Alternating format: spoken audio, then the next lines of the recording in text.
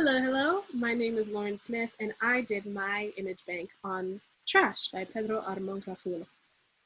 To begin, I did, of course, just an image of a garbage can in garbage because I believe, although not directly mentioned in the play, it represents how people in America view minorities and people of color as disposable and perishable.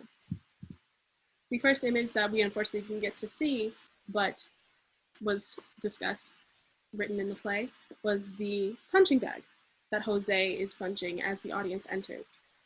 I personally believe that it is representative of the internal aggression that Jose feels when people, as he mentions, mess up his name or see him a certain way that he can't control. But the controlled violence, I think, is quite admirable in terms of him hitting a punching bag to release aggression, as opposed to when certain situations occur, him lashing out in the moment.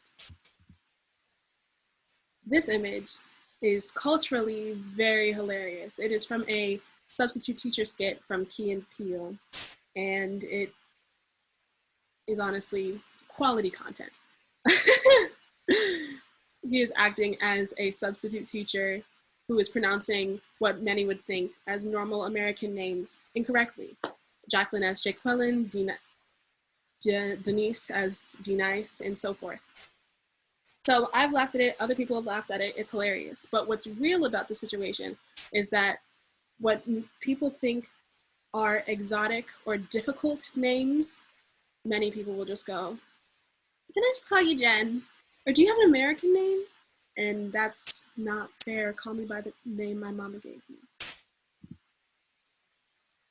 This image is, of course, representative of the moment that Jose and the priest come in contact. The priest pulls up to Jose alone at the bus stop at night, and that's already weird from jump. Two strangers, one making the choice to pull all the way up so close to me to have a conversation, clearly has malintention.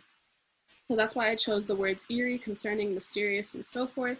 And I know magnetizing may be arguable or debatable, but I chose it not necessarily in the sense that it draws you to the van, but that your attention is now on it, so you know to steer very far away from it.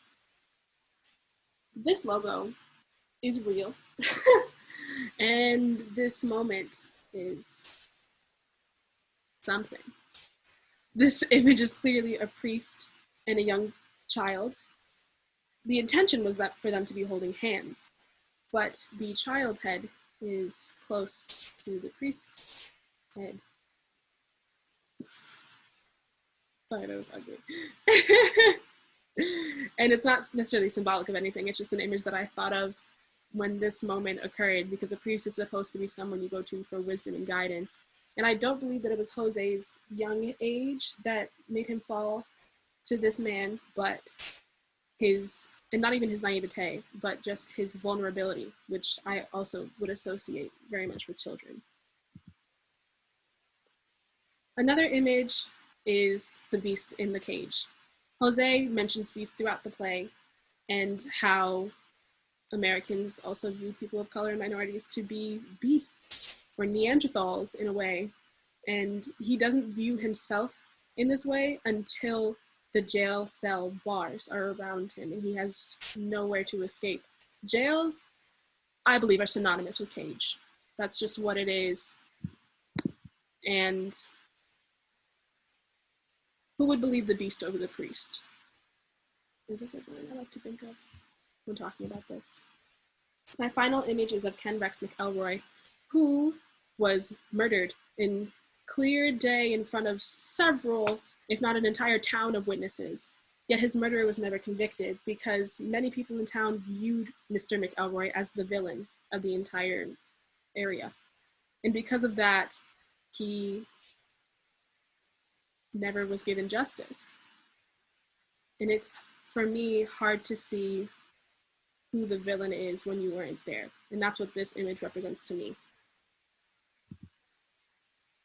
Overall, that is everything that I have for Trash. If you have any questions, comments, concerns, I would love to hear them and talk about them with you.